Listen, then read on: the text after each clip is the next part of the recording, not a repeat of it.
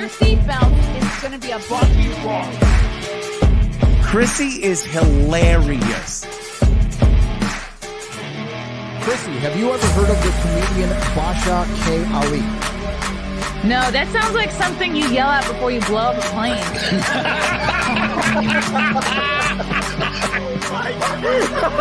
Basha K. Ali! 30 seconds remaining. But you know what good you say? I doubt it will stand up to something. I haven't been disrespectful to you at all. I was very confused by the title, Everything Everywhere All at Once, because that's also what we call it when Ash takes off his shirt.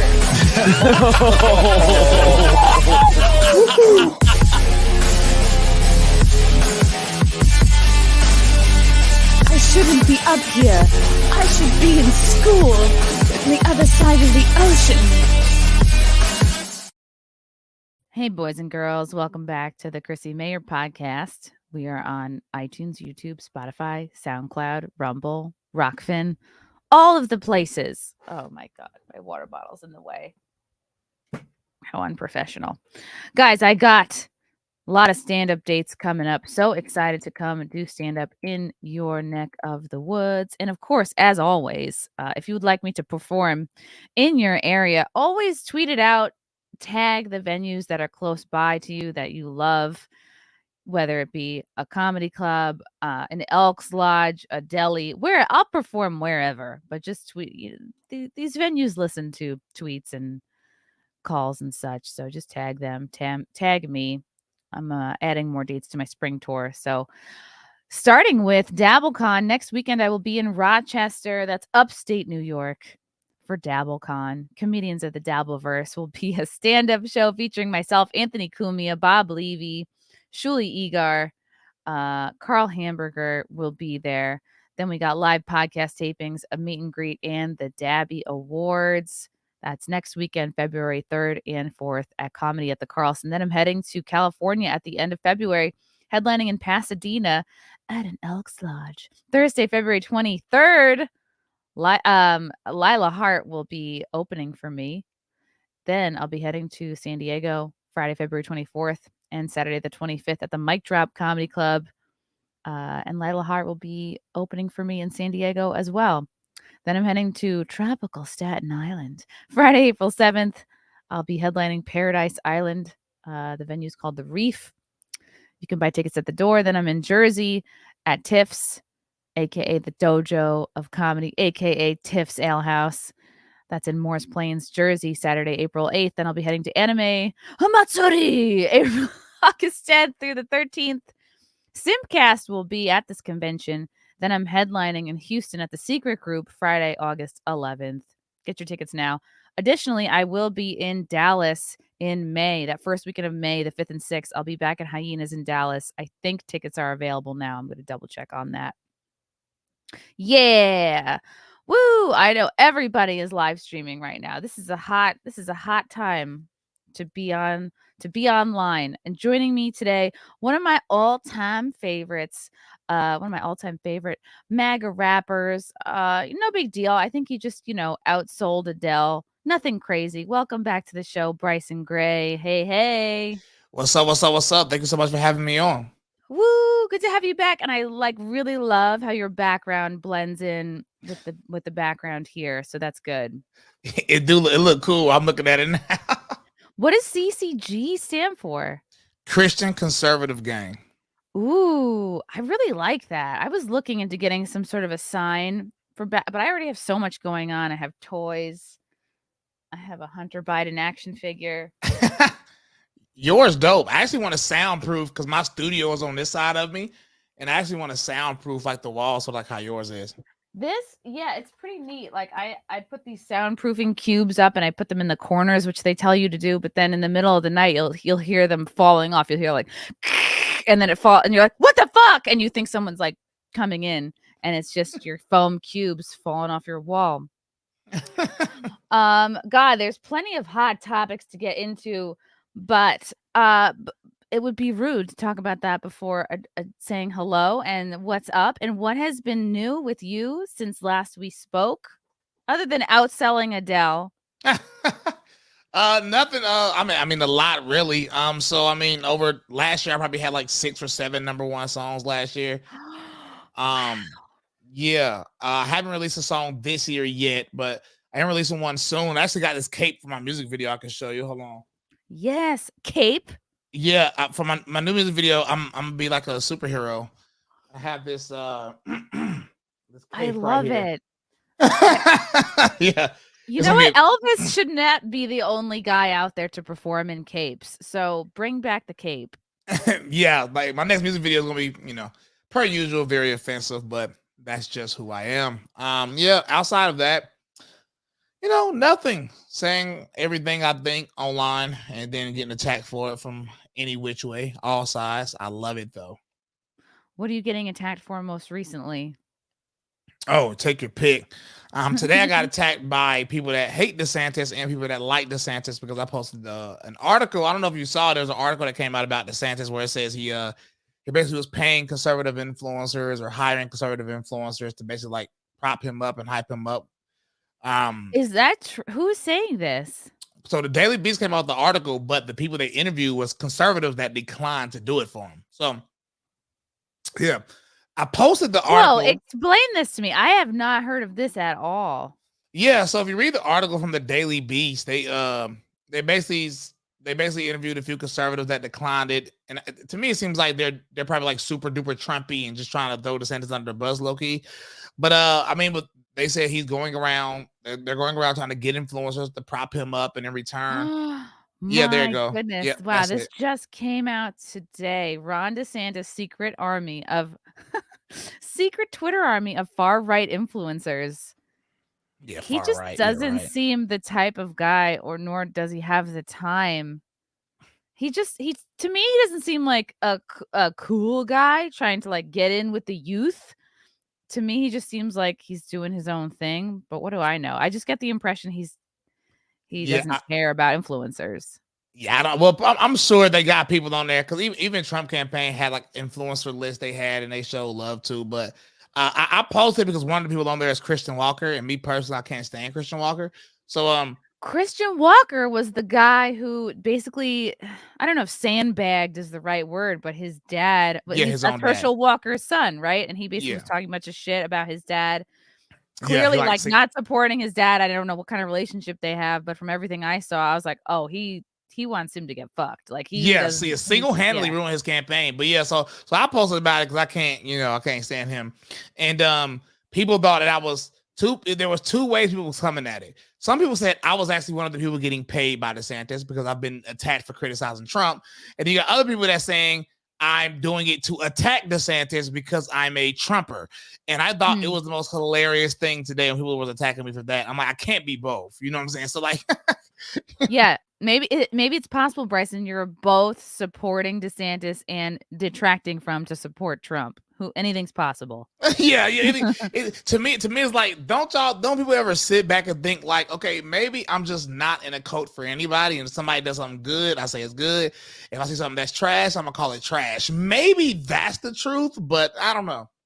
Oh my God. It's just so funny to see somebody mention who's in this DeSantis digital army.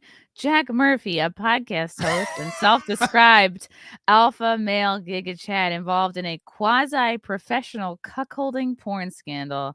I don't know if this is how he saw himself described.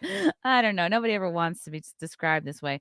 John Cardillo, a former Newsmax TV host and unregistered arms dealer who allegedly stiffed the Ukrainian government. Christian Walker, Herschel Walker's right-wing influencer son. How is he a right-wing influencer? Yeah, that's Isn't he gay? He might be the gayest person I've ever seen. Like he's like more gay than any gay liberal I've ever seen. I've never seen anybody that gay in my life. But he's allegedly a hired DeSantis influencer. Interesting. So this is just a straight up smear piece. It sounds like. Yes, what it seemed like. But the people they interviewed are like people that like are conservatives that simply just declined to work with DeSantis, which is what I find funny. Wow. This is all over the place. I didn't realize I was being used, said one of the conservative influencers who agreed to be interviewed on the condition of anonymity.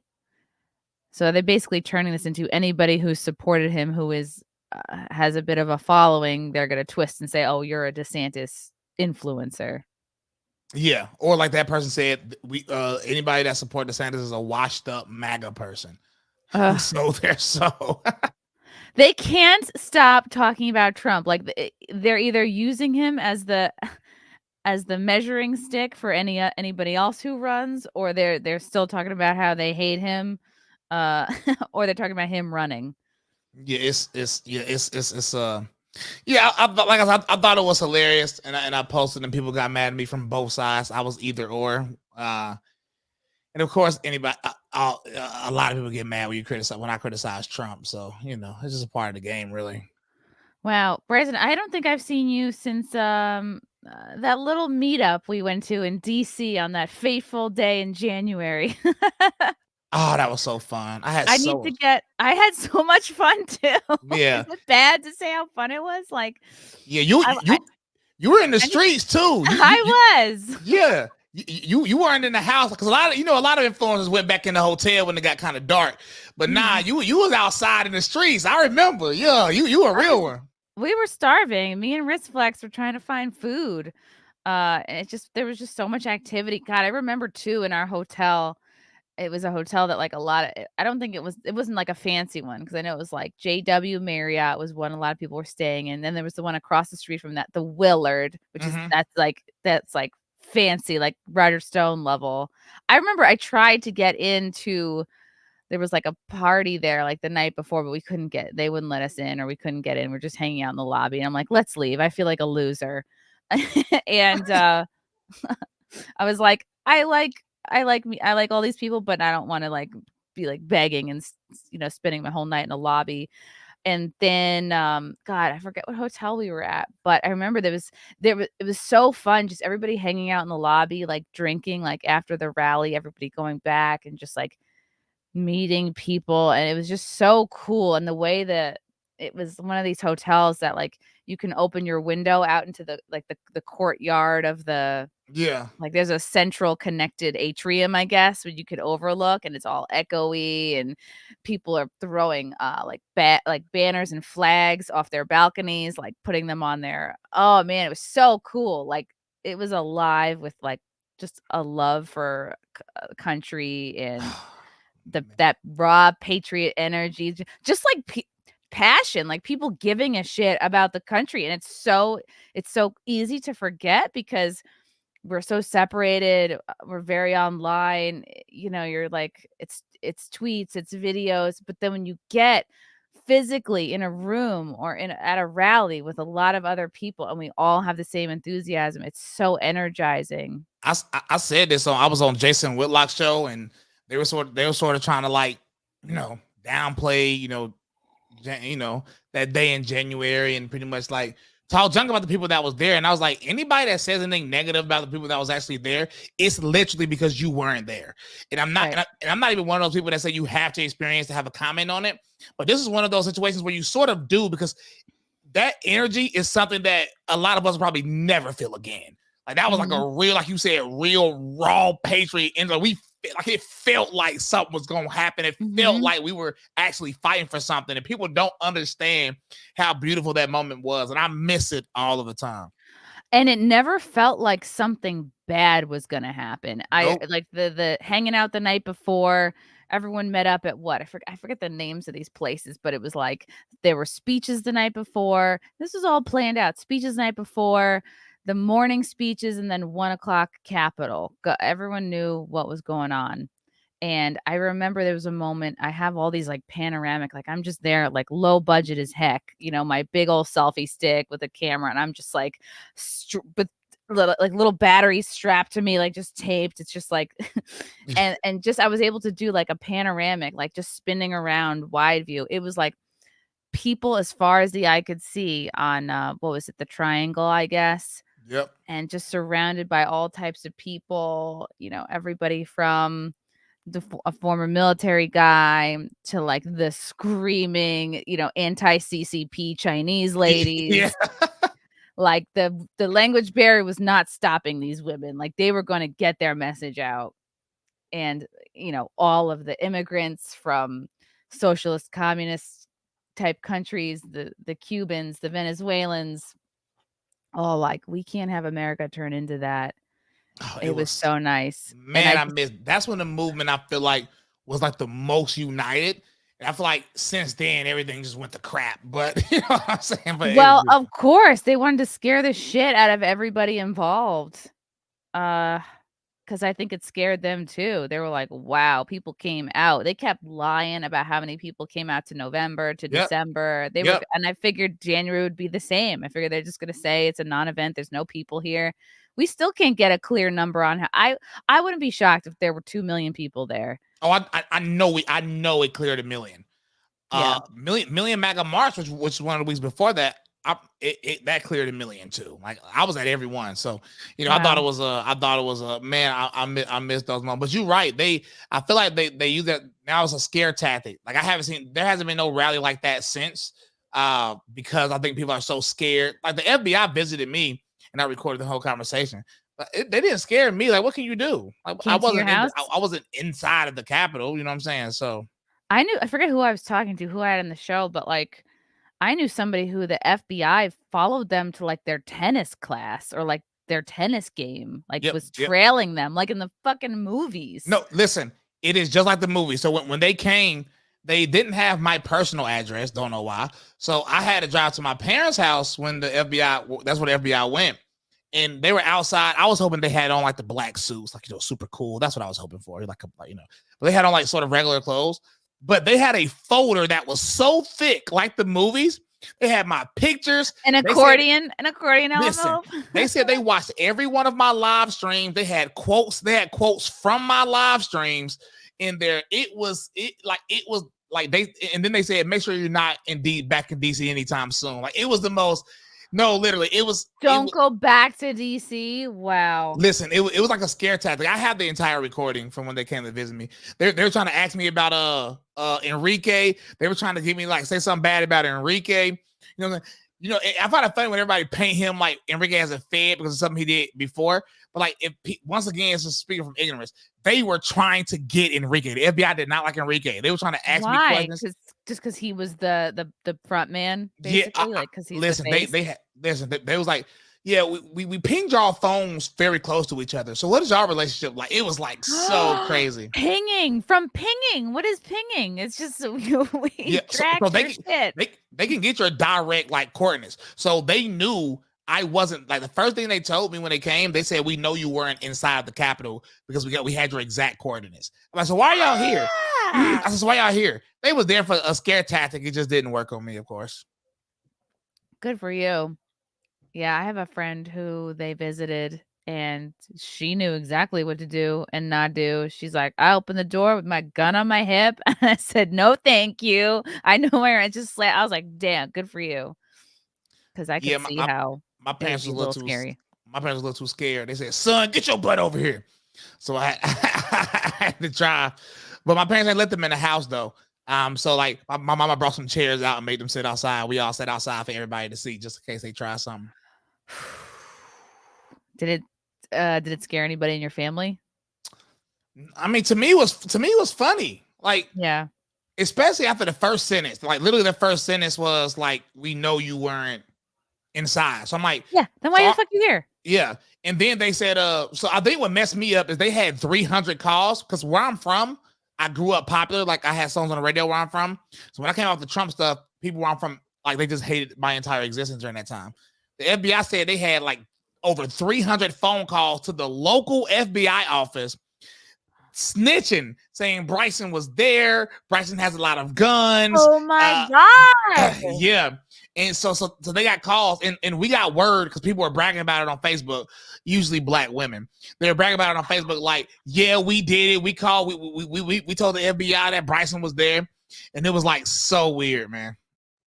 I had something similar where, again, like for me, it was mostly like other comedians in New York, like pretty much at my level or below, tagging Twitter, FBI, come get your girl. I literally have a track on my comedy album about this because I was like, is this how the FBI operate off social media? Like, Yes. like you can just, I'm like, and turns out, yes, they do.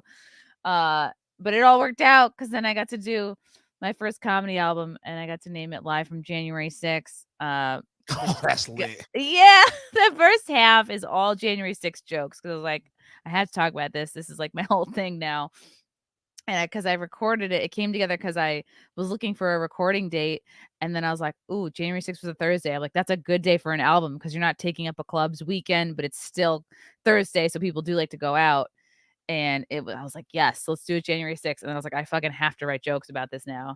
So half January 6th, half just other jokes I've been working on for like the last 10 years or so. And it was neat. And I filmed it out on Long Island, which is like pretty red, pretty based, like it kind of just real people. It's such a different vibe than Manhattan. It's like once you get out of Manhattan and Brooklyn, really like Long Island, Jersey, very red, mostly like it feels just like it's like teachers, it's cops, it's firemen, it's people that aren't all necessarily like going to college and shit, and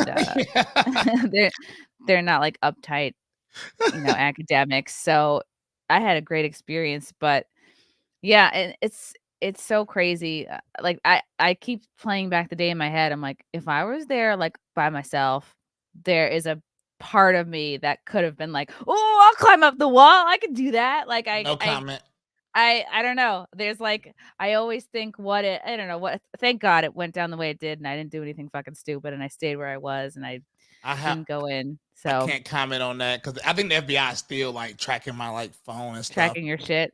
Yeah, well, you're smart. Yeah, you didn't go in. It's like it's good. It's good that like, yeah, I feel like I was being watched out for that day. Oh yeah, I'm gonna tell you something. I know, like low key, it was somebody like watching over because me and Forgiato had planned to shoot a music video inside. Like, I'm not even joking. Oh my god! Like, we were so ready. We had the camera crew. I'm talking about we were ready. That would have been amazing. It would have been legendary. We would have been in prison as we speak, but it would have been legendary. The second half of the music video is from prison. Yeah, it would have been legendary though, no cap. Yeah, I saw the two of you guys. Did you spend the whole day together? Because I remember his Skittles jacket. Yeah. We spent all day together. We spent the whole. I mean, every rally. Me and Forgiato was at every rally together. We were staying like most of the time we stayed at the Trump Hotel, but that time the Trump Hotel prices was so crazy. I'm like, okay. You guys have such a magnetism. One of my favorite memories from definitely like the 6th, but I'm sure you guys did this at like December and November. Like you and him would just start like it'd be like a lot of people like waiting to walk through or like get to a certain place. It'd be a lot of people like in a queue or something or just standing around. And you two would just start freestyling, and then like the group that would form around you, and like everybody's like, it was like so like magnetic, and oh my gosh, like I just remember everyone's being drawn, and it's like this energy, and it was so fun. I've never felt anything like that. I'm telling you, I miss it. For like I probably had to take like 4,000 pictures during that time, but it was awesome. I think that was the first time I caught COVID after, but it was worth it. I can't believe I didn't catch it then. I had to go to Texas to get it. Yeah. But you know what? Yeah. I only had it once though. I never had it. I haven't had it since. I definitely had it once. Yeah, and if I had it a second time, I confused it for a cold or anything. I'm just like, eh. That's what I confused it for the first time. I never lost my taste and smell. Like a lot of people say they lost their taste and smell. I never experienced that. It's the weirdest thing. I was like picking up candles. I'd pick up the dogs, be like, like I'm just for real? like, yeah, I'm trying to smell everything. It was definitely gone. The smell more than the taste was gone. What does that feel like to not be able to smell? It feels like nothing. It's like you know how your arm smells? It smells like nothing. It's like that. It's just like, it's just bland. That's crazy. It is crazy, especially when you're smelling things that smell like something. Like this candle, I know. Yeah. Smells like something. Like this dog is wet and I can't smell a thing. Wow, that's crazy. It is weird. And then, because the taste, I think, is less of a thing because when you're sick, you're kind of like, food isn't fun anyway. And you're just distracted by like congestion or whatever. Yeah. I had body aches and I was like, maybe it's just because I had a hard workout. And then for me, what was weird is I had a headache for like 3 days in a row. And I was like, I'm not a headache person. This is so weird. And then I took the test. But on the bright side, I gave everybody in my family antibodies because I gave it to all of them. That was fun. It's a souvenir from Texas. So, okay, I'm glad that you guys are doing well and no one's really fucking with you guys. That's good. Yeah. Oh, we got a super chat from Young Pei Chang. Hi, Chrissy. Hi, Bryson. Just found out I got in the latest tech layoffs. Oh, no. Good thing I always work 2 jobs, but it's still a hit. Please pray for me, and I'll pray for you. Killing a wild turkey right now. Young Pei Chang, I will pray for you. I also feel like you shouldn't have sent me $10 if you just got laid off. I'm going to pray for you for sure, for real. He's like, no, I'm going to do a chargeback. I just wanted to let you know. No, we'll pray for you. Oh, Young BJ, you'll bounce back. You're a smart guy. Dan Warby, thanks for the 10. Together, my second favorite female podcaster after Megyn Kelly, and my second favorite conservative rapper after Tom McDonald. Not sure if Tom is conservative, but close enough. Wow, thank you for letting us both know we're not your favorite. We're second place. Second place. Silver medalists. Not too shabby, though. I had on who did I have on recently? Finn McKenty, who is he goes by what? The punk rock NBA.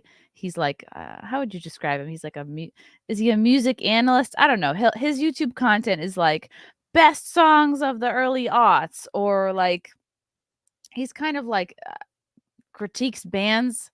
I don't know how to like properly describe him. But it was interesting because the topic of his opinion of MAGA rappers came up. And he's like, oh, there's that one guy with the tattoos and the weird facial. And I knew he was talking about Forgiato. And we just got into it. And what did he end up saying? He's like, oh, the lyrics are like too in your face. And I was like, buddy, it's because we're so censored that us, and like, correct me if I'm wrong, and please add to it if you feel something else. But I'm like, we're so censored that literally they probably feel like they have to get out as much information as they can in a song, because it's like you just have this much time to kind of like wake people up and make it sound as good as you can and jam as much in there. Rap is literally in your face music. That's like, I don't know if this guy knows anything about rap or the history of rap. Rap has always been in your face music. DMX, Tupac. I mean, people now, I stopped listening to secular music like 2 years ago, but you got DMX, Tupac, all these people. Look up the history. Ice Cube, NWA. You have Flavor Flav and all that type of stuff. None of that stuff was. It's all in your face. And yes, rap also uses metaphors. I use metaphors in a lot of songs that guy probably didn't get.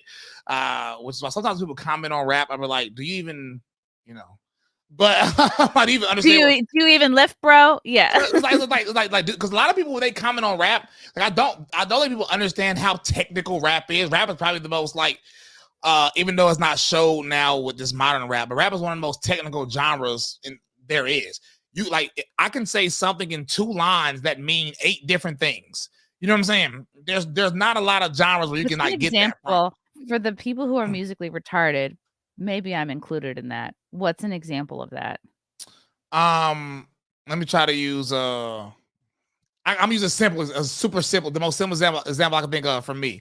So in my song Let's Go Brandon, in the hook, you usually don't use punchlines, what they're called, in hooks, unless they're super light. This is a super light, just a slick bar. I said, let's go Brandon, I keep a drum like I'm Nick Cannon, right? So it's a punchline. So this just means two different things.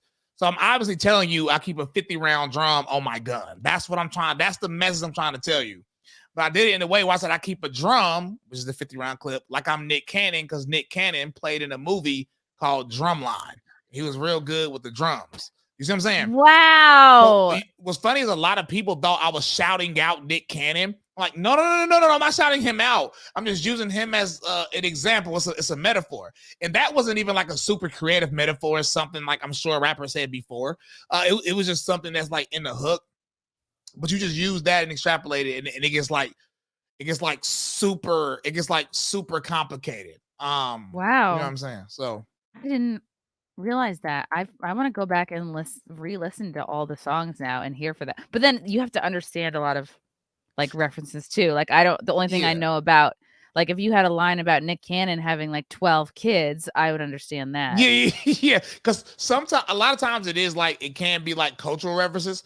So like a lot of times I'll mention like movies. Like in one song I said something about Damon Wayans, who's an actor, and then I said they better run because I'll be inflicting major pain. You know what I'm saying? Obviously, I'm telling you I'm inflicting pain on you, but it's because Damon Wayans played in a movie called Major Pain. You know what I'm saying? So like sometimes you do have to understand the cultural reference also.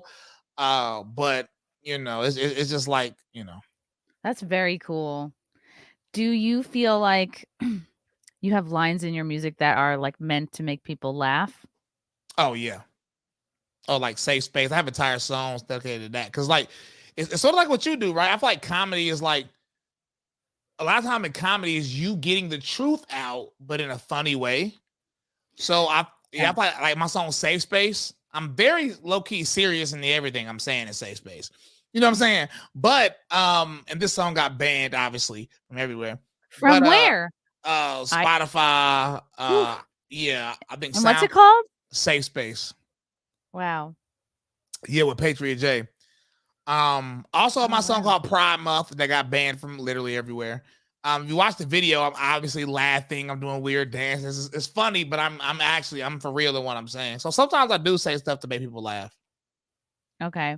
And it's so true. The similarities between like I don't know anything about rap, but like rap and comedy, it comes down to the specific, for comedy at least, like the specific words you're using can make or break. Like the idea can be the same, but a certain word can sound funnier than another. Like sometimes penis is funnier than dick, and it's literally like it's all about it's a science.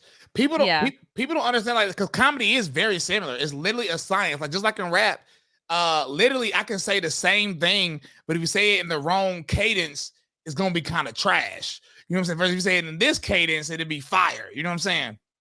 Mm-hmm. Wow. What's your favorite song that you've done? It's probably like picking a favorite child, but it really just depends. So if we mean like as far as like me showcasing my lyrical ability, it'll probably be my song called Evil Rulers or my song called Run. If we're talking about like, you know what I'm saying, songs that I had a lot of fun making, like Drag Queen with Alex Stein, Safe Space, Pride Month, you know. These are my songs I think that's the most meaningful. It'd be like False Teachers or the entirety of my Letter to the Church album. About creativity, you know what I'm saying? Like, it just really depends on like what, you know what I'm saying, what we're talking about. Okay, which song do you think like most of a tongue twister, like you like would trip you up the most articulating, or anything that was like, oh, this is so fast, I have to make sure I don't like slur the words? Oh yeah, I have a few songs I'm rapping a little bit too fast for me to perform it. So there's a song I have with Tyson James. It's his song, but it's featuring me, called 2A. And I am like rapping like a very fast flow, and performing it is the most like complicated thing because like first off, it's not like I have to remember the words, and I'm rapping so freaking fast. I be performing it, I'd be like, goodness gracious. Oh my God. I'm like, ooh, I want to play something. If you guys haven't heard any of his music, I don't know what you're waiting for. Oh, it's a music video. Okay, let's play this one. A snippet. What is it? 2A. Oh yeah, play it. I have the second version. I'm rapping like, yes. The music video version? Okay. Yeah, you play either one. Okay, a little snippet. Okay.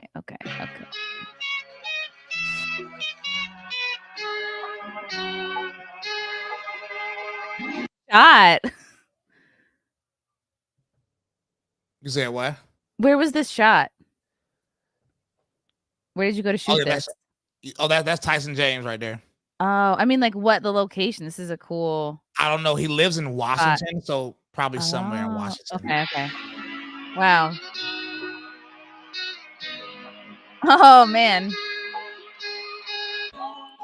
So you mean to tell me that the God-hating, baby-killing left wants to let people out of jail, let people loot, let people riot, let people burn down buildings, and they want to take my gun? What the? My mood say keep the two-way, don't snooze. This could go two ways, what to do? You say it's about race, boo-hoo, high-speed chase, now you catch a case like a fool, huh? Now you want to come and take my... Wait, where's your part? Should I fast forward it? Yeah, you fast forward probably like right Here? there, probably. I think. Yeah, try there.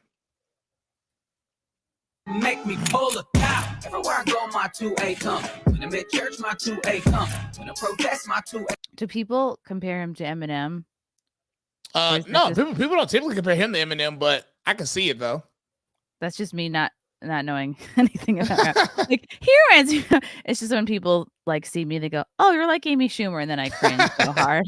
2A come. You don't want to test because the 2A dumb. Respect my 1A. Try to attack me, then that be a dumb play. Try to take 2A that only ends one way. Ay, I mean, we got it that one day. Ay, I'm a good tone patriot. I exercise my 2A. They ain't taking mine. I don't know what the news say. Tell people that And that's Forgiato's truck in the back there. Yeah, it is. Yeah. Yeah, he was telling me all about that, how he had to get it wrapped, and oh my god, it's like what goes into covering your whole car in that. It's pretty Oh, it's a neat. lot. It's expensive Yeah. too. Where'd you get that "Make AOC Bartend Again" shirt? Oh, that's actually on my website, which is funny. Oh, that's a good Yeah. one.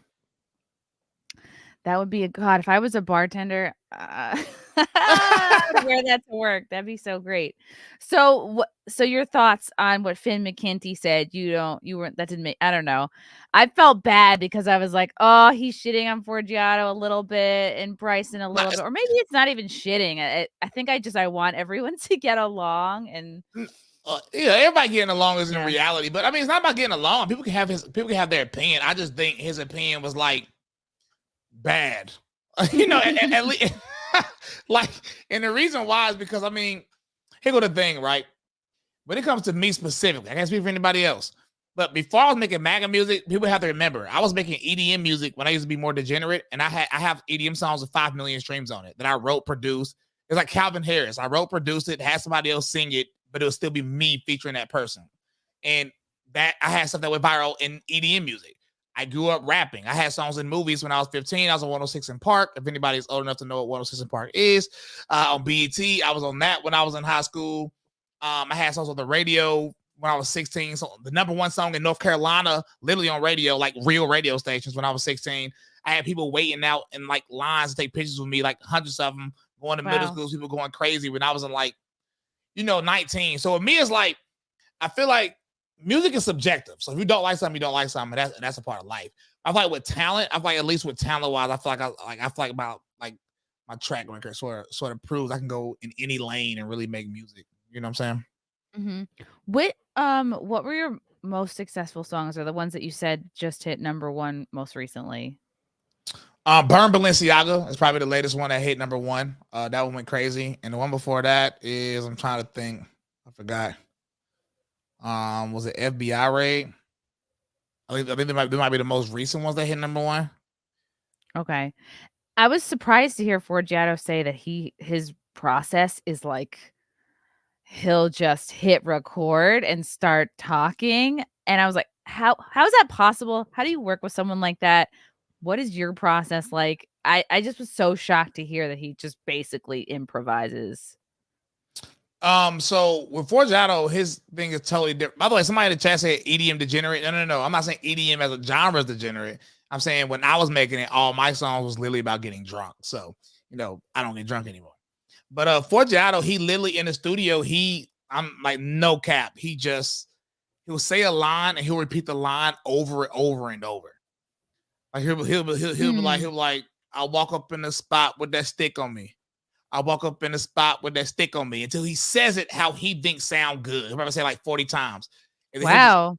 And then when he find the one line he thinks sound good, he'll move that to the front and then he'll keep doing it. Me, I do not record anything like that.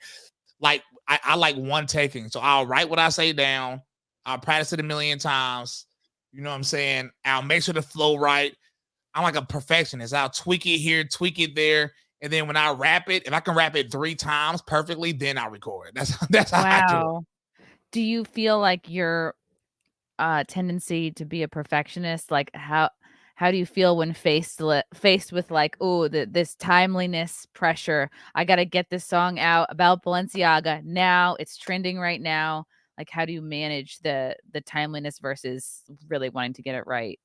So I don't know if it's because I've been making music since I was 4, but I feel like making music is just what I do. So it's like when something like that happens, if I feel it, like if I'm passionate about it, it just flows out literally. I probably Wow. had writer's block once in the last like 10 years. You know what I'm saying? So like usually when something happens, it just literally comes out. That's why sometimes if something like happens and you don't see me make a song about it, it's because it's just I just might not have been feeling it. I can't force myself to make music. Like if you force yourself to make music, that's where it the quality falls off. You really are. It sounds like corny, but you are really like a channel. Like you have to keep yourself open. Like literally, like I think like God like works through every creative person. Like you're expressing it, I think, on his behalf. Or you're meant to like express it. And it's almost like it's so important. That's why you gotta figure out, all right, do you need like whether it's vitamins or sleep or self-care, or like maybe you need to get certain, some people are better if they have a drink, or some people are better if they have a little weed. It's like, it's figuring out what do you have to have lined up to feel as best you can so that you can let the inspiration flow through you to be like peak creativity. I got a question for you about that, because like you're creative and it's rare that I get to talk to other like creative people. I feel like it's the same way with comedy, because I explained this on Twitter and I probably just sounded like a crazy person. But I've literally written songs in my dream, woke up and like completed them. That's amazing. And I wonder, does that happen with comedy too? Because honestly, when I write songs that don't even feel like I'm writing it, because what am I actually doing? Something just coming in my brain and I'm writing it down. Like you're just open to receiving like the inspiration. And like sometimes do you feel like that? With joke writing, it depends. Like I'm probably the laziest with writing for my regular set. Like I'm very inspired by current events. Like if I have a roast to do, or I'm writing for like a Friday Night Tights character, or I'm writing for a bit or a sketch that's timely, that's topical. Okay, there's that pressure and fire under my ass to be like, all right, well, this is due by Friday. You're doing this character. You have the wig, or like this is due for this person now, or you have this roast battle. It's like all this motivation because you're accountable and it has a deadline. Whereas I used to just I would never write new jokes for my regular set, but now that I've been doing more podcasting and commenting on more topical stuff, I can use that, or even parts of tweets. I can like weave that into my set. And I found that my stand-up, when I started, I used to just talk about, honestly, unfortunately, like typical girl shit, like dating. And I still have a 10-minute bit about Brazilian waxing that was on my album. And I'm like, okay, that's sort of done. I can pull it out when I need it. But it was like typical like girl topics, whereas now I am more topical. I am doing more politically charged stuff. I am doing more like I enjoy testing the waters more. Like I'll be like, oh, do you guys want to hear like a trans joke? And then what is a trans joke is really just like a joke with the best parts cut out or something like that. Like there are little jokes you can use to like take the temperature of the audience. And then sometimes I'll just do like one after another, even though, because it's like if I hear a laugh or a groan, that's good. Silence is bad. I want to elicit some kind of response, like, because you can't control that. Like if you can get people to be like, ah, or like, oh God, that you touched on something. So that's the goal. But yeah, sometimes I'll think of like half a joke in the shower. Sometimes I'll go to bed, be like, please, like, help me finish this bit. Or, I'll like pray about, just generally, like, let me be open to like receiving like new stuff. Like if I feel like I'm in a rut, or I just like need new material or something, I'll just like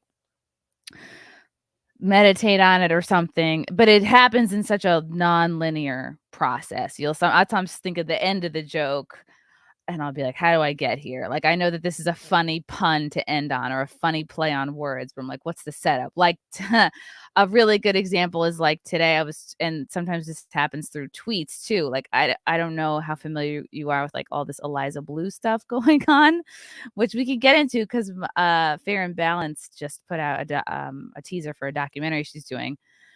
But I was thinking about Eliza, and she got like a free Tesla because she's buddies with Elon Musk. And I'm thinking, because people are calling her like a grifter now, and I'm thinking like there's a joke there. I'm like, free Tesla, FT. I'm like, what if I did GRIFT?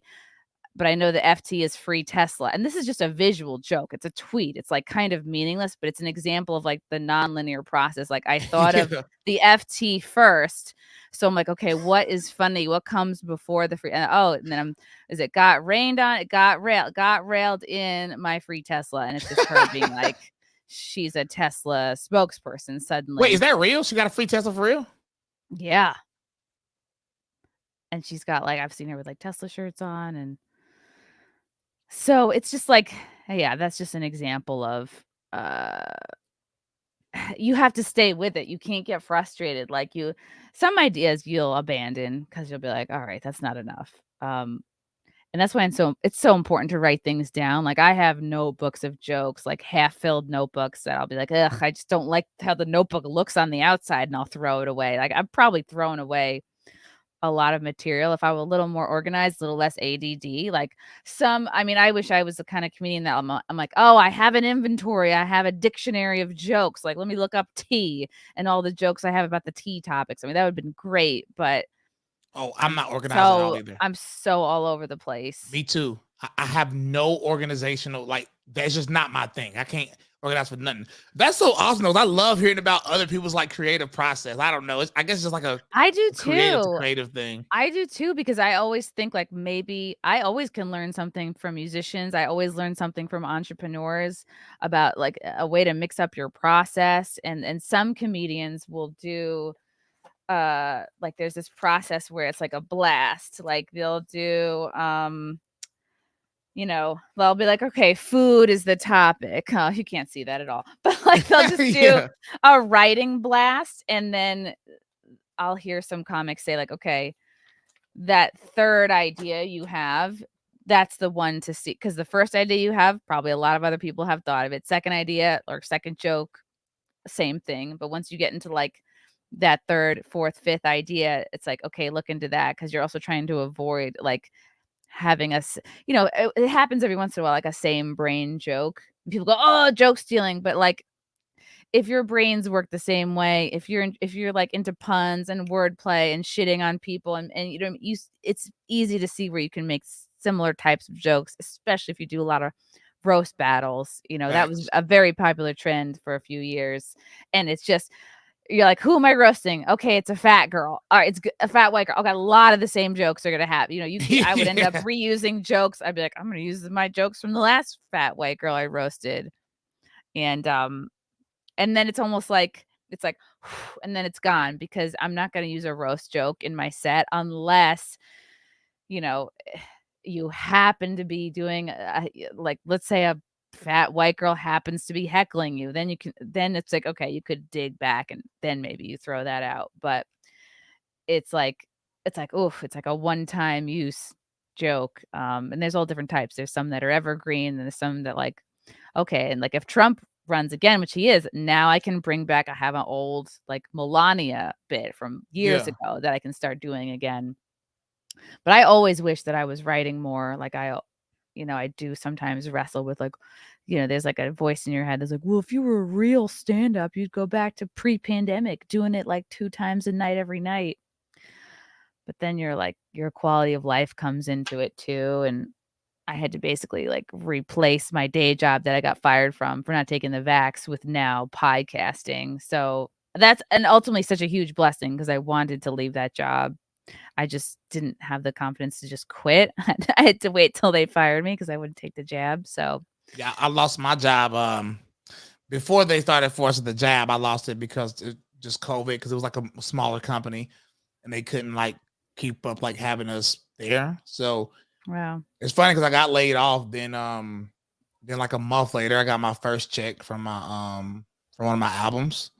or it was like probably like 2 weeks later, and it was like a decent amount of money, like not balling, but it was like more than I got paid at that job, and I was like, look at God. Like it's That's it was like a cool. blessing. Like COVID was sort of like a blessing for a lot of creators. It cleared out. Yeah, it definitely made a lot of comedians quit because it's like if they didn't have any road gigs out in the country, if they were just like LA scene, New York scene, they were fucking toast. They were done. So it was good. And then I stopped performing in New York City because they had that mandate, and I was like, Oh yeah, I was I like, missed fuck a this Fox shit. News interview because of the mandate, and I had an interview with Greg Gutfield. It was like, Ah, they said you're gonna have to wear a mask. I said, I like part of me was like, bro, just put on the mask. It's Greg Gutfield. I've never been on Fox News, but then I was like, nah, if I saw for Greg oof. Gutfield, then I'll saw for But anybody. So I said no. couldn't you get on now? Like they sometimes didn't they? I think wasn't Hotep Jesus on Gutfeld lately? I did it once.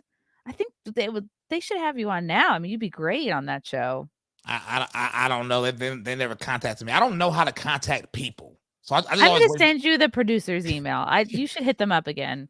I always wait for people to contact me. Like I'm not a go That's getter what you type have guy. to get over. This I don't know if this is a creative person thing, but I had this for years. Like I wouldn't reach out or ask for anything because I would be like, well, if they thought I was good, they would book me. Or if they thought I was funny, they would reach out. And you have to remember, Yeah. everyone is stuck in here. Everyone is in their own head. And you have to just ping people to the point where they go, no, I don't like you. Or like, no. And that's what I do. And then I start getting back like, no thanks, and I go, oh, they clearly Googled me. Okay, this woke club is not gonna have me. But you have to ping people, you have to ask, because That's like there's a so lot like of people that like you, that want you, that there's just too much going on, and they think of you and they forget to reach out. Or like some people, they see what the last 10 emails, you have to like hit for something you really want. Like, don't be afraid to hit people up like every month about if it's a podcast or whatever. Like, yeah. get in people's faces, let them tell you no. Because a I'm lot of times you'll get people that be like, oh my God, thank you for reminding me. Or like, oh yeah, I think you're great. Why not? I might try. I haven't tried that yet. Like literally, I think it's been like I've been in this movement for what 3 years, 4 years now. I've never been the type to like hit people up because I don't know. It's like I don't. I think people are intimidated by you. I think people look at you in your career and they go, oh my God, he's so busy. He's so cool. He's working on all these cool projects. Like, I think people are probably intimidated.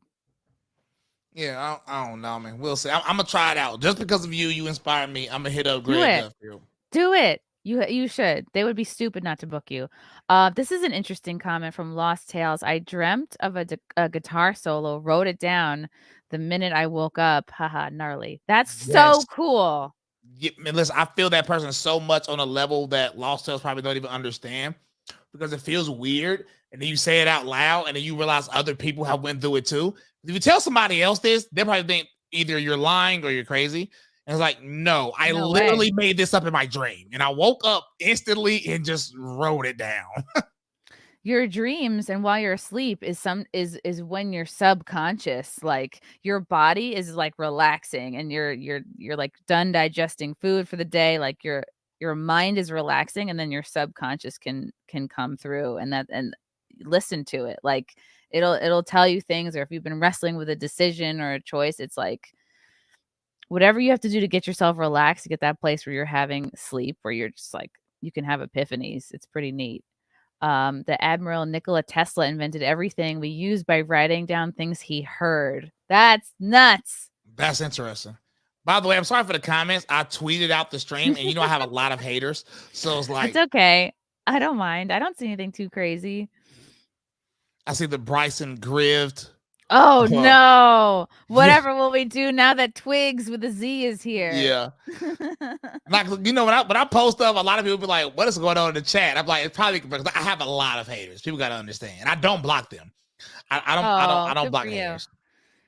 I only block someone if they're like really spamming or something super annoying. Yeah. I've recently thought about blocking people because people are like, it's like a nonstop thing. So it's like they'll like tag me in random stuff all day and it just clutters up my mentions. And I'm like, okay, I'm low-key thinking about blocking you. Then I would feel like that's not fair. I don't block other trolls. So you know what I'm saying? I don't know.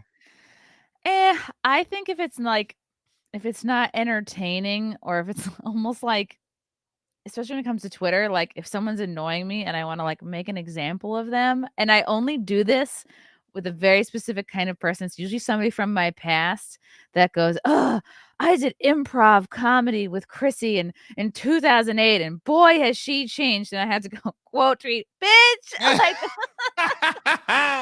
it's like, okay. Yo. Or it's somebody from like the New York comedy scene where I'm like, "You dumb fuck, you're only chirping up because like I've now like gone around all of you, found my own way, surpassed, still like, found your way. That's how figured it you out." do it.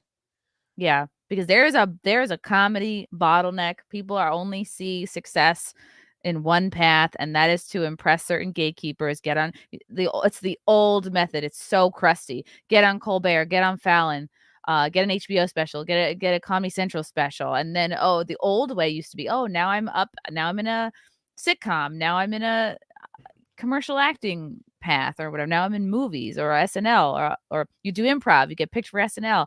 And there's all these people like just clogged up at the top. The way around is like it's YouTube. It's going on the road. It's like you get out of the city, and it's not enough just to be funny anymore. You have to find your people and who you resonate with, because what use is it to impress a bunch of other New York City comics? They're not the ones that are going to buy your album or come to shows or listen to your content. So it's like, fuck impressing those people. Like go out into the country and find real people who have the same values as you. Yes. Listen, so the radio station that used to play my music in North Carolina, my dad was in the chat. Actually, he could tell you this because he actually experienced it. But like everybody was threatening to stop. There was rumors going around they were gonna stop playing my music because I was talking too much about politics. I was being too like overt about my faith. And my parents used to hate it. They used to think I was throwing my career away for something that don't make any money. Everybody said, "You're just throwing your career away." People said, "You got to fake it till you make it. Just shut up about it right now. And then once you get successful, then talk about your political views." And I'm just like, heck no. No. I'm going to say what I say. And the fact that I actually got to this point, like more popular than I ever was, is like such a beautiful. You went around them and still found a way. So your family was like nervous for you that you were being too edgy. Well, they just thought I was throwing my career away for something, like in their mind, because I was like getting paid shows. You know what I'm saying? I had multiple times where I was able to quit my job for music. They thought I just need to stay on that trajectory and don't mess it up over something useless. Because in their mind, what is politics to me? You know what I'm saying? I don't make nothing from it. It can only hurt me in their mind. So they were just being parents. Yeah. That is what parents do, especially boomer parents, especially like my parents didn't know a single person who made a living off being creative, off being an artist. So to them, you're like, let me advise my creative daughter, like okay, what's your major? Okay, like what's going to be your job? Yeah, that's my dad in the chat. He G-Bot music. He said, "Yes, we were." Yeah, they were upset. Oh, is this Bryson's dad? Yeah. Mr. Gray, you did a great job. You should be very proud. It'd be so funny if you're like, "That's my dad," and it's somebody like heckling you in the chat. Oh, no, my dad be on, because the people that are heckling me now nonstop is like I call them the only Trumpers. Like you got people you got MAGA people that like Trump. You got like the cultists that's like criticize Trump once they're attacking you. My daddy be online arguing with them. I'll be calling him like, "Man, leave the people alone." I'll be ignoring them unless I'm bored. You know what I'm saying? But it's like, a lot of us ignore him. He be over there going back and forth. I'll be like, "Man, leave the people alone." Has your support for Trump changed or? Yes, easy. Yeah. Okay, since the first election, since last few years. Yeah, but 2016 to 2020 remained the same. But like so even the beginning of 2020, he started like doing too much pandering to me. But it wasn't enough to make me be like, I'm not voting. So I was super excited to vote. But then ever since he's been out of office, I don't know if his age, I don't know what the crap is going on. I don't know who's advising him. Well, yes, I do. But I don't know what the crap has been going on with that man. But he has been making saying the dumbest things to me lately. And it's just you personally, or you mean like generally he's saying dumb things?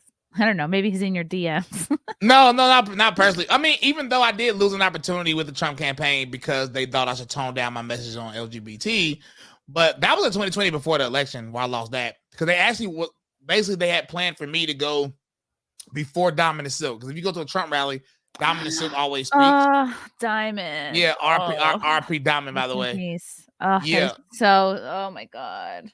Yeah. That's so sad. So in the contract, I was scheduled to go like I was gonna do 2 songs before Diamond Silk went on. Before Trump came out, and they told me I was gonna be on a private jet. So you know what I'm saying? It was, it was cool. And then all the gay Trump supporters, they started not DMing them, but sending them like lyrics to my songs and showing them some of my posts. And it was like, he's homophobic.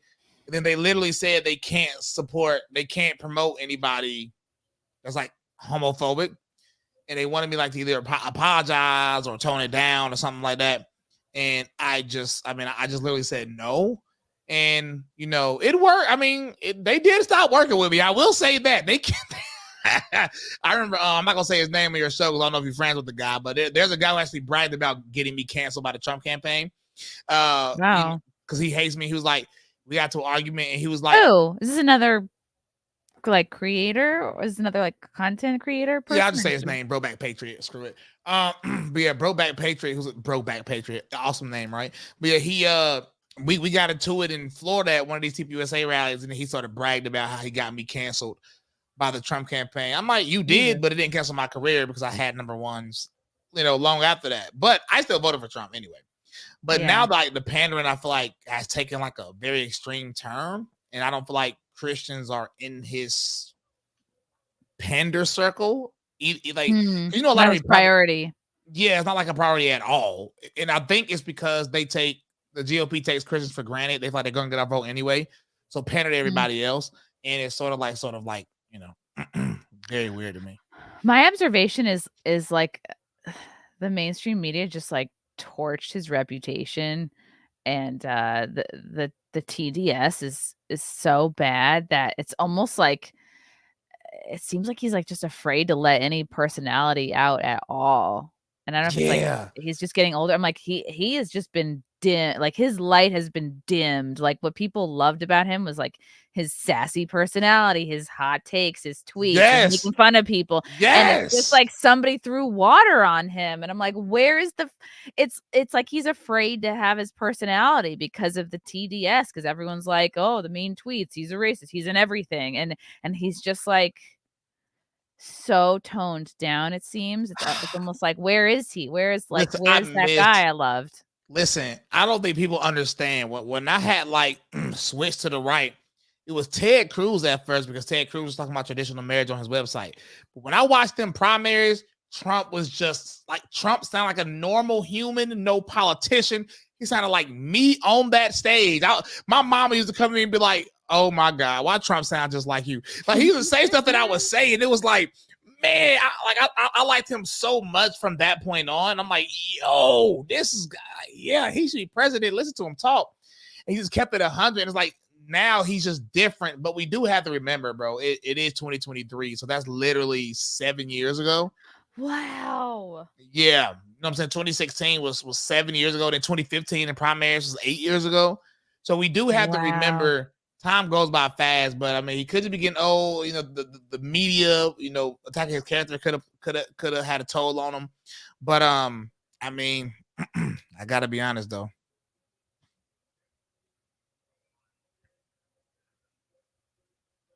I thought you were gonna say something. Oh no! I just said I had to be honest, and I was like, "Oh no!" I wonder if he's about to have a falling off his bike moment. Who, Trump? No, I don't think Trump is like Joe Biden level, low energy. But here come my thing: is Trump being low energy, or is he being advised to say these things? You see what I'm saying? Yeah, there's so many handlers involved with this shit.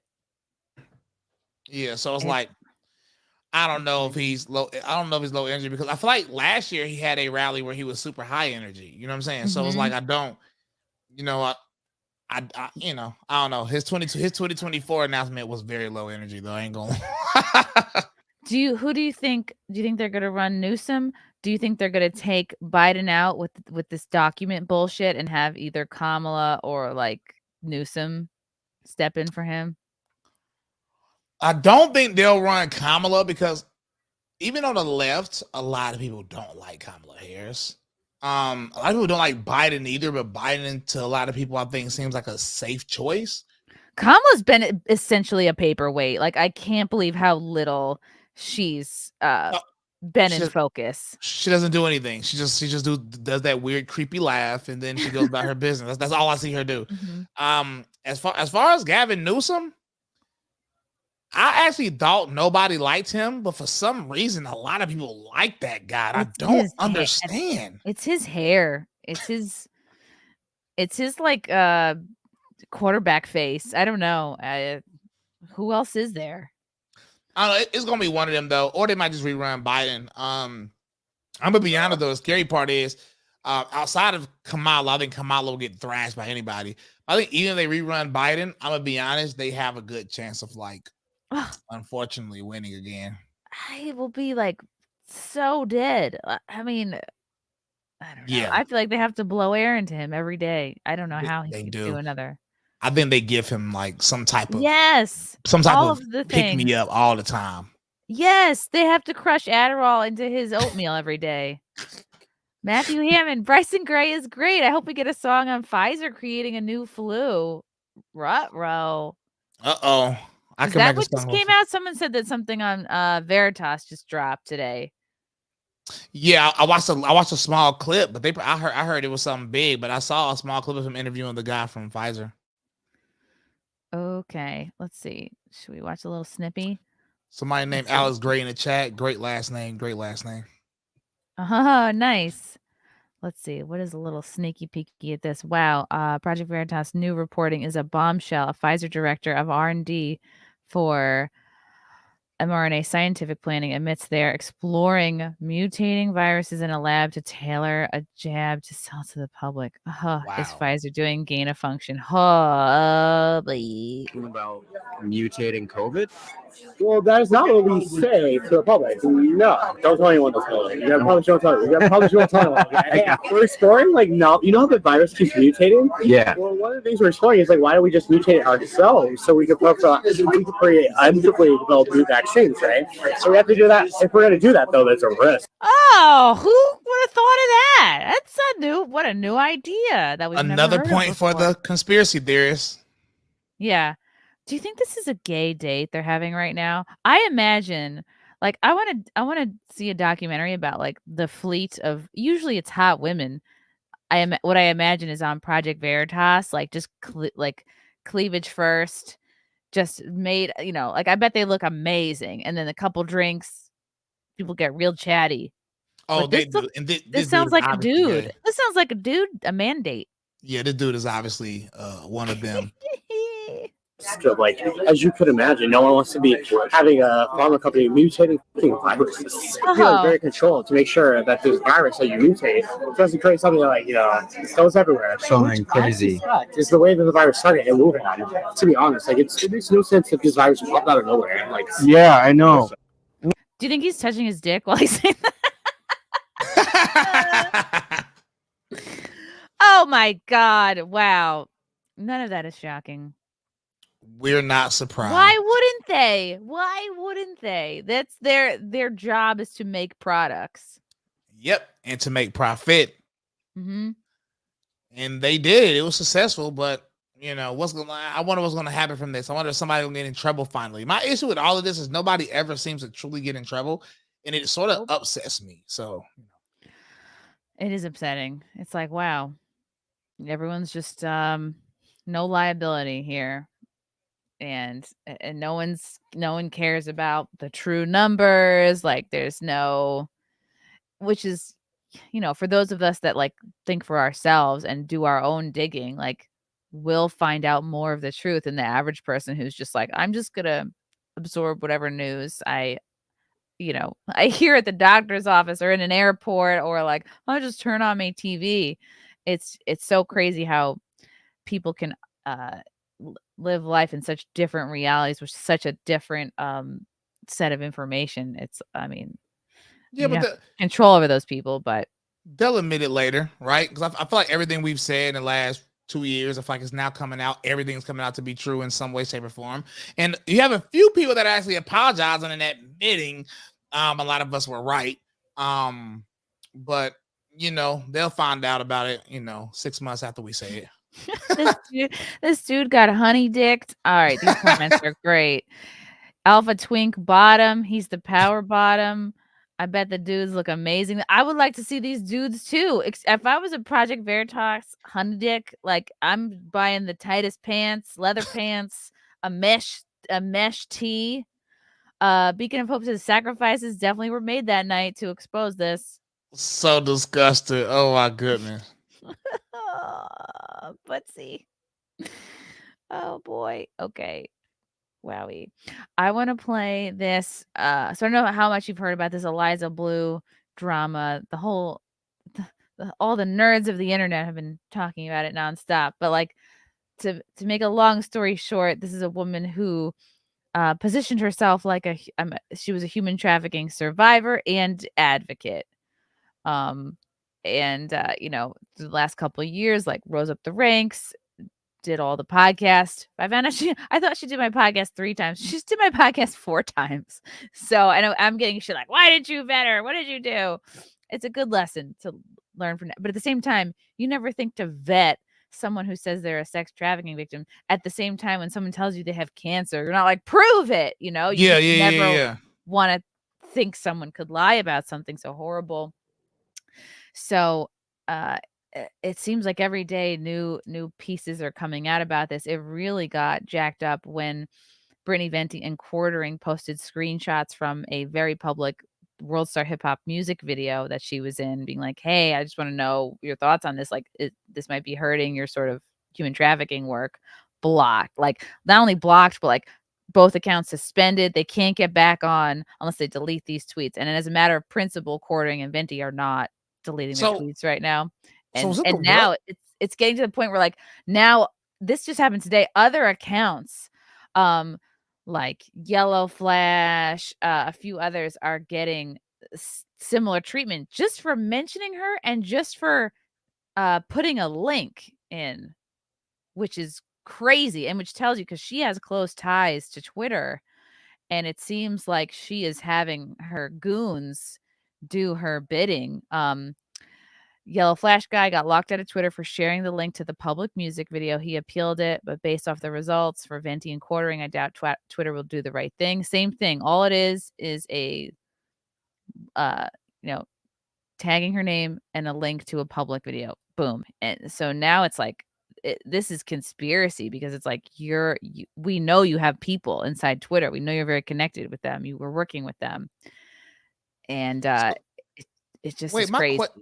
My question is because it's weird because like I haven't been updated on everything, but I saw the World Star video and I find it interesting because Eliza Bleu, I thought she was cool, but of course I'm not one of them. I did think it was weird when she's tried to say she's helping out one of Andrew Tate's victims or whatever. I sort of thought that was a little odd because to me it's like that believe all women stuff, and me, like, not to be offensive, but I don't believe nobody until I see some evidence of something. So I do think this is interesting. I haven't read this. I have not seen this entire thing yet. So my buddy Farron Balanced put together. I think she's doing a documentary, and so this is the teaser that she's put together so far, which I think is a pretty good introduction if you just don't know anything about what's going on with this girl. I'm going to play it because it's pretty good. Human trafficking survivor and an advocate who works directly with survivors. Everybody give it up for Eliza Bleu. It was exactly what you think it would be. And what sort of organizations are available to help people? I'm one of those survivors that prefers given the opportunity to be free. I don't understand. So there's someone creates a fake profile of you. And that's how they would traffic me, sell me without my full consent. So this is a kind of identity theft kind of situation. Too inconsistent and too all over the place. It's around the same time she said she was being sex trafficked. Doesn't really look like sex trafficking to me. You're twerking, you're humping the floor, you're showing your tits. It looks like the internet is completely turning 100% against her. What's been your strangest booking request so far? $150,000 to have sex. $150,000, that's a lot of money. She's never mentioned any of this. Therefore, she's either lying about the past or she's lying about now. Either way, one way or another, this is an expose.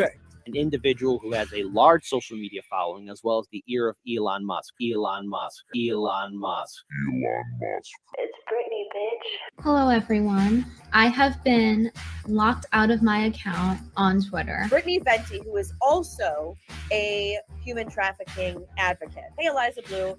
The sensitive topic, you don't have to go into detail about being trafficked, but I'm hoping you could clarify a thread. This was the reasoning. Privately produced / distributed intimate media. I don't like to go into too much detail. You're seeing somebody supremely comfortable basically wearing a bustier, and then you got somebody that's like, I don't know what the heck what she was wearing. And it's like you're dealing with two different people. More sinister details have come out around not only my current Twitter ban, as well as fellow content creator Brittany Venti, and who have posted a publicly available photo. This whole allowing the system to be gained for people close to him, it seems very suspicious. Yeah, I'm really an open book. 50% of all super chats will go to Eliza Bleu tonight to help human trafficking victims and to raise awareness. Trafficking victim, that's going to help with me. And I'm a human trafficking survivor. But let me tell you what it can help by. Number one, I don't have internet. Anybody that feels a need to contact me personally can text message me through a service called ChatStar. Wait, ChatStar is a cam site? Hold up. Wait, what? I won't ask those people to change their opinion for our sake. I would just ask them to consider one thing. What if you're wrong? Is it possible? But what if I'm right, though? When it comes to me, when I'm done, I'm done. And when I want to keep going, I'll keep going.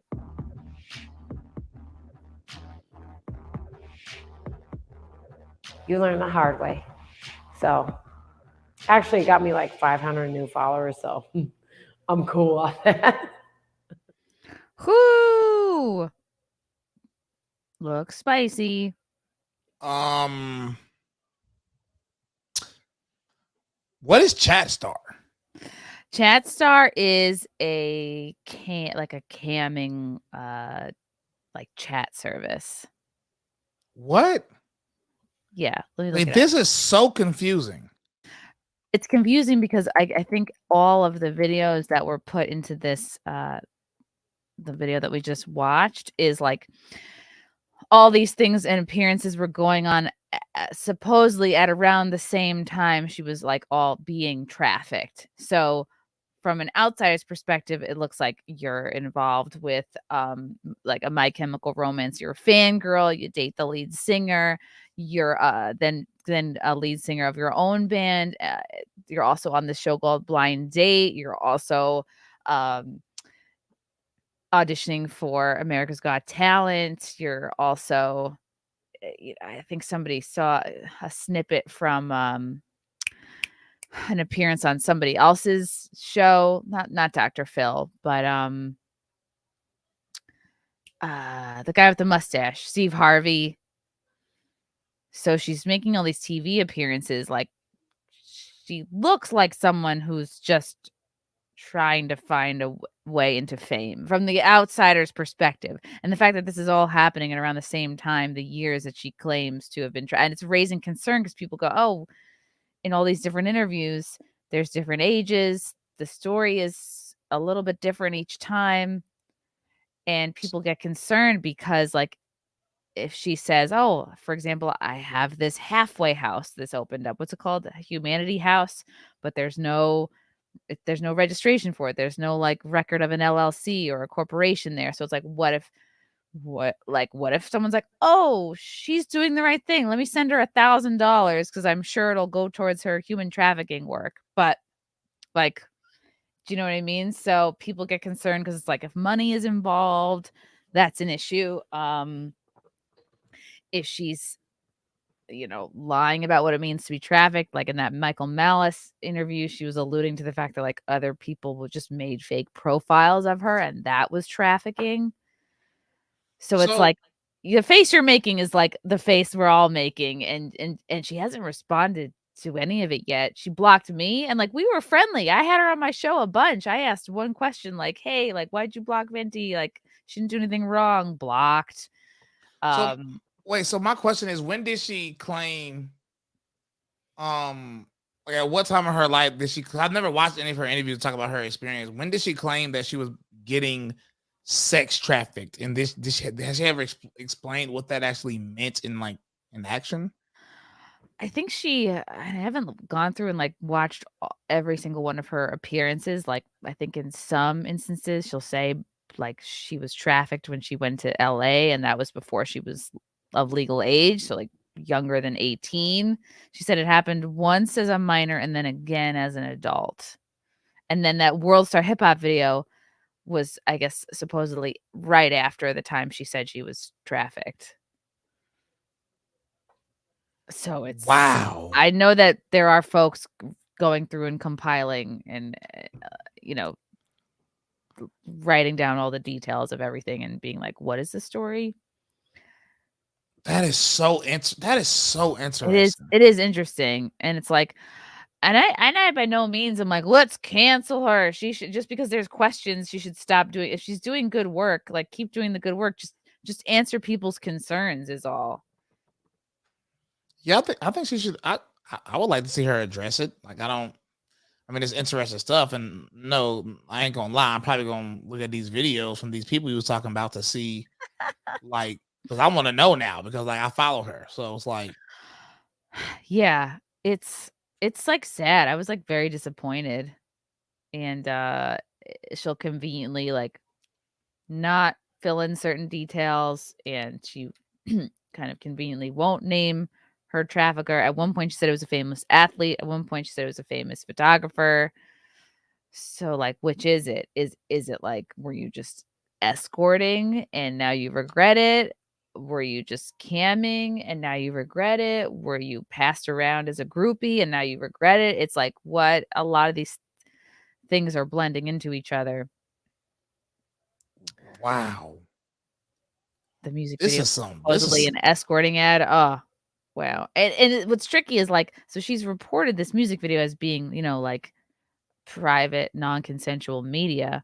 But there's also videos of her going, I'm so happy this music video came out. It's the next chapter of my creative life or whatever. Like her seriously being proud of it. Yes. So it's hard to believe that she was coerced into making a music video because she brags of and was proud of it. It's kind of soon after. So it's tricky. I have no words. This is I didn't know all this was going on. Like, I saw the World Star thing. I thought it was like a one-off thing that somebody tried to post a World Star video.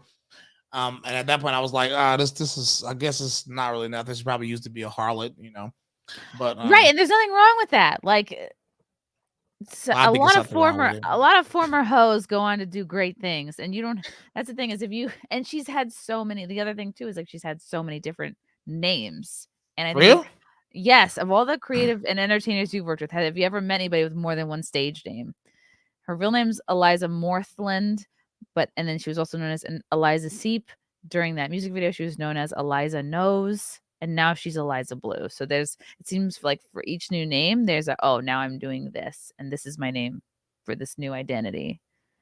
And that's what's frustrating. It's like, oh man, like this could all just have been one person. Like you can weave your past into who you are if you're just upfront about it. And that's why people have the lack of trust. They're like, all these different names, the timelines aren't checking out. You're vague about what trafficking is or isn't. You won't name the person. So she's never went into full detail about the claims. I think there are podcasts where she has. Again, like I haven't listened to everything yet. I'm trying to think. Like she got on like all these big podcasts, and nobody like vetted the story because like what are you supposed to vet? What are you supposed to check? I don't know, because you don't want to say provide some evidence, because then she's gonna be like, this person didn't believe me. Talk about your trauma. Like, let's. Wow. And right. So this is the new thing today, that the World Star Hip Hop video was taken down from YouTube and also World Star. So is this going to be a backwards way of claiming that this was private content and like retroactively permaban Venti and Quartering from Twitter, which is nuts. Because Venti's up to 88K. Quartering's got probably close to 300K. This is nuts. Quartering's got 243.8K. And he's her like still banned. Her following is Eliza's lost like thousands on Twitter so far. And all people want is like an explanation, but instead she's being vague and posting like a picture of a lamb or like a picture of a cat, like, and all the comments are like, you know, like everything, old posts, old videos. I think she did an appearance in Iowa yesterday. I mean, I don't know how these live appearances are going to go down, especially if it's something with a Q&A. I don't know. Wow. I'm just concerned. Wait, she's a daughter of a politician? Yes, her dad is Richard Morthland, an Illinois kind of what? Republican member of the Illinois General Assembly. Yo, what is going on? This is like some crazy stuff, bro. It is crazy. It's a lot. And it's like I don't want her to be shunned. I don't know. I think it's because I'm a really forgiving person, I think, and I just want honesty. Like I just want an explanation. Like I'm definitely hurt as a person who had her on a bunch of times, and it's like I just fucking get blocked like any other asshole on Twitter. I'm like, oh, okay. I guess we weren't anything. Okay, cool. She has an interview with DJ Smalls. I think that's a clip that was in the thing. That's interesting because that's still up. She can't get that taken down. Take the Ride 23. I do the same thing. Oh, this is about creativity, of designing and building things from my dreams. I work on a project and think about how all the parts can work together, and that one thing that makes everything work will come to me in my dream. That's so cool. I love that. That is amazing. I wish this happened for everybody. Travis Jackson, Eliza has become the definition of catch-22. And now it's this thing where if you even mention her, it seems mention her on Twitter, it's like Voldemort. Mention her on Twitter with a link. Now you get suspended and you have to delete the tweet to come back. And this is now happening to like a bunch of other people just today. Bro, what? Like all I'm saying is she is acting like someone who is trying to cover shit up. Like she is behaving like someone who's trying to hide something. And the longer it goes on, I think the worse it's going to be. She was on some blind date show. Like, what am I seeing right now? What it was a show. It was a show from 1999 to I think 2006. She went. I used to love this show. I loved Blind Date. And she went on a date and it just didn't go well. See if I can pull it up. Oh my God, no! Everything that comes up is just all the clips that people have been doing. Wow, I'm sorry. I might I go know. down the rabbit hole now. It is. It's a lot of rabbit holes.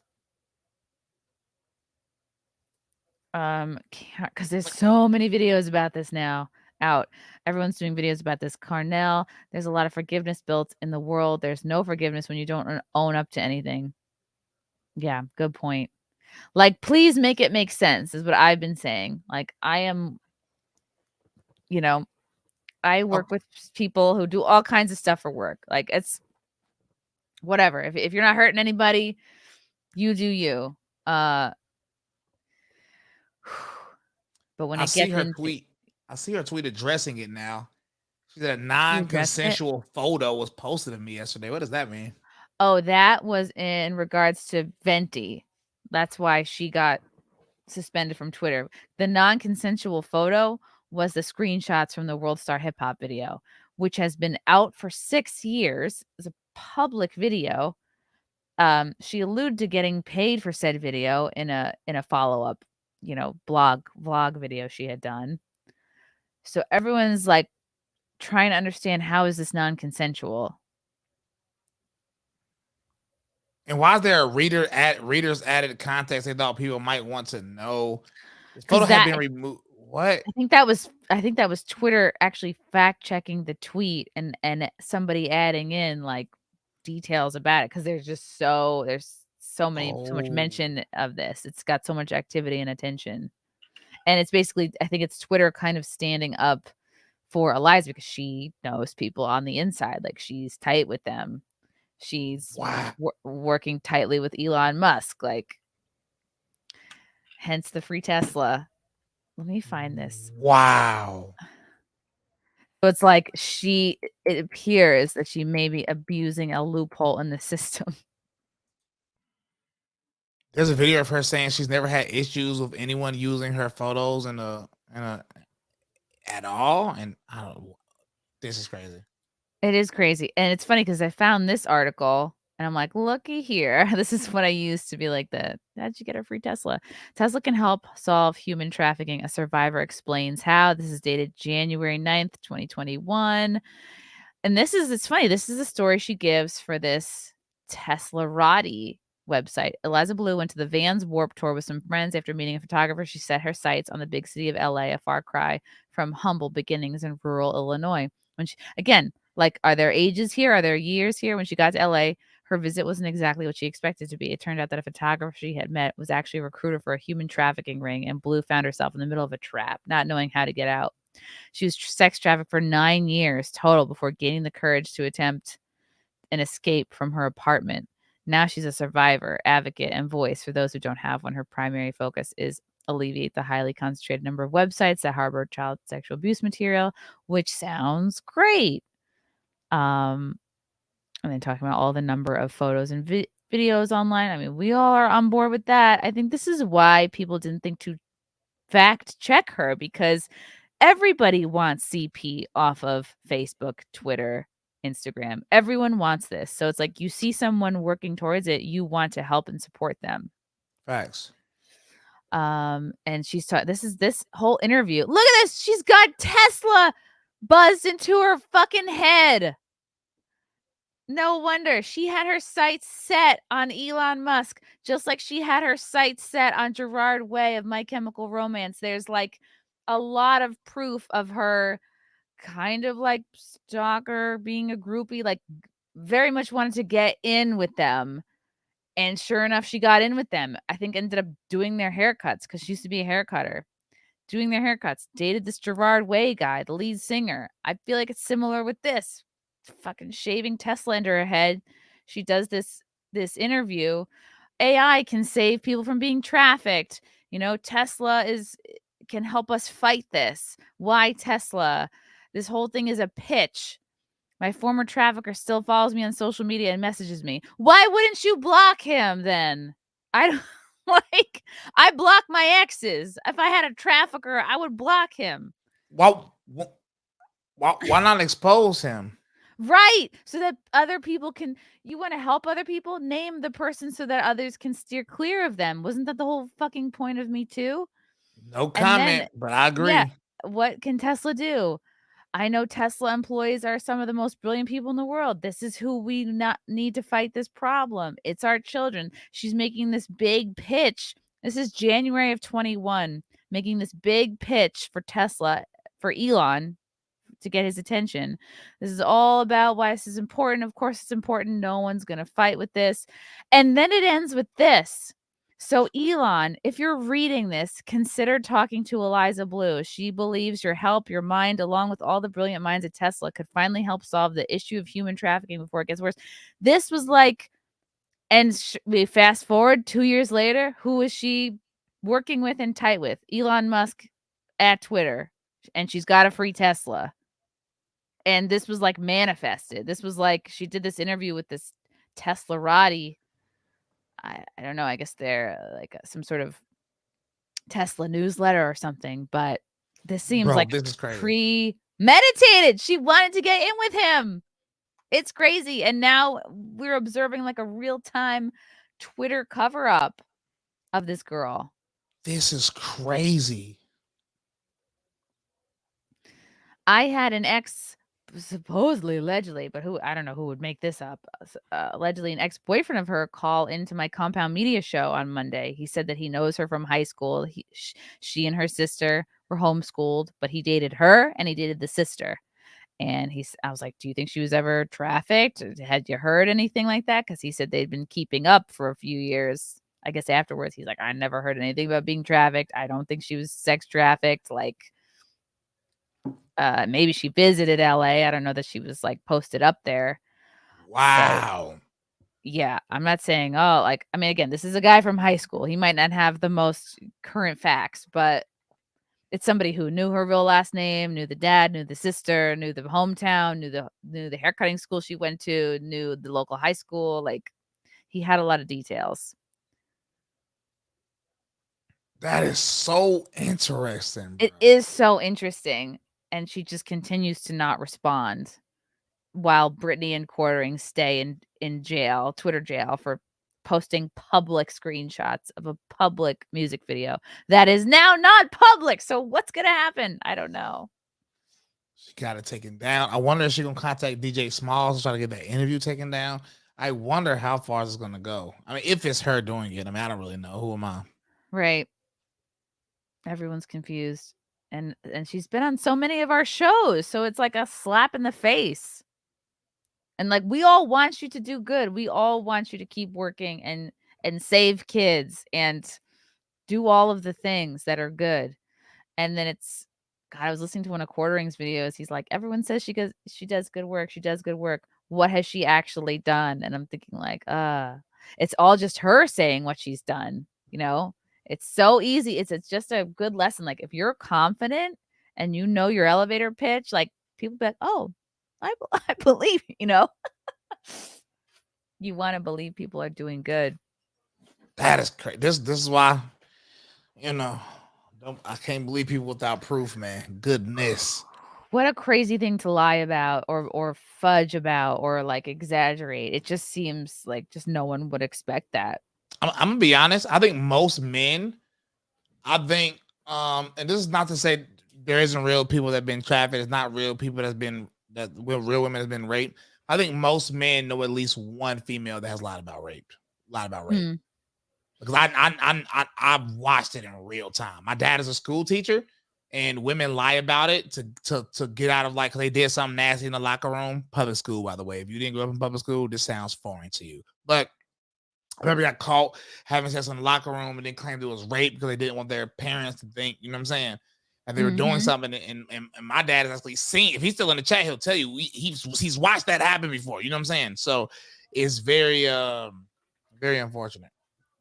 Yeah, it's crazy, and sure enough, like, this just came out this week. That Time's Up is what? Bankrupt. Time's Up is halting operations, shifting resources to legal fund. So it's like Time's Up is done, and I mean, just about every big female like Hollywood star had signed off on this Time's Up, which, remember, it debuted. It came out, I think, at the Golden Globes. It was like this big splashy thing. It went hand in hand with Me Too, and now they're done.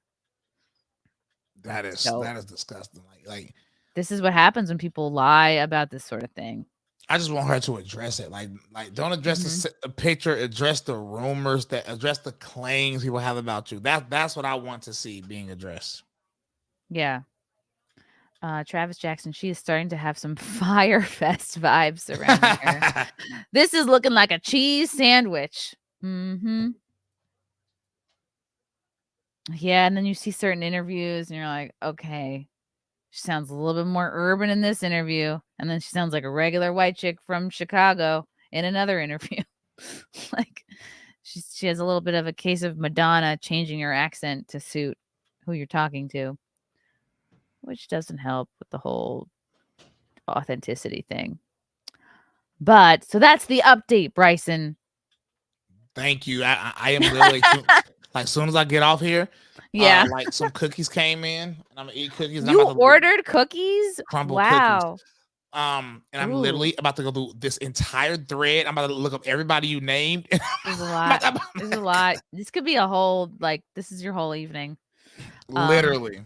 Did you know that Gerard Way is also Joe Rogan's what? Thank you, Maxall, though. Maybe you're a dog. Okay. Bryson, what's coming up? Where can people follow you? What's going on? Where can people go? I have a very it's gonna be a very controversial song that I will be releasing fairly soon. About what? About what?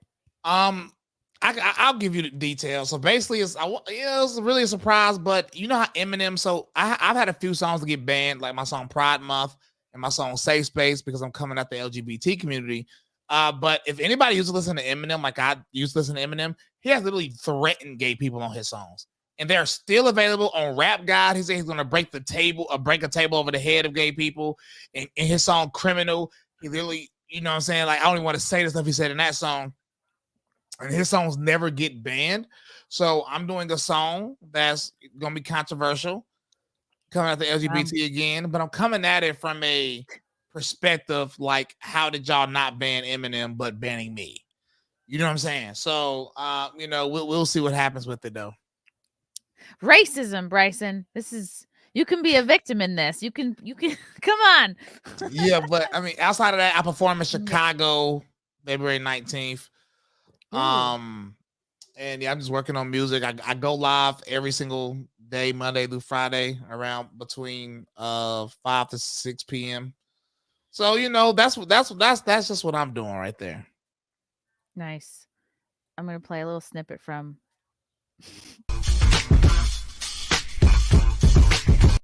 the music video. So Eliza's music video. I can't play too much or else I'll get it. Listen to it and it'll be in your head for like forever. Yay, Bryson, thank you so much for coming on. You're the best. Always thank you so much. Thanks so much for having me. Anytime you want me on, I told you I'll literally come out to New York. You know what I'm saying? When yeah. So whatever you want, just let me know. Come to New York. Yeah, I could do my other show and we can hang. Let's do it. Cool. Everyone follow Bryson, listen to his music, download his albums, and thank you everybody in the chat for your comments and questions. And we will see you tomorrow.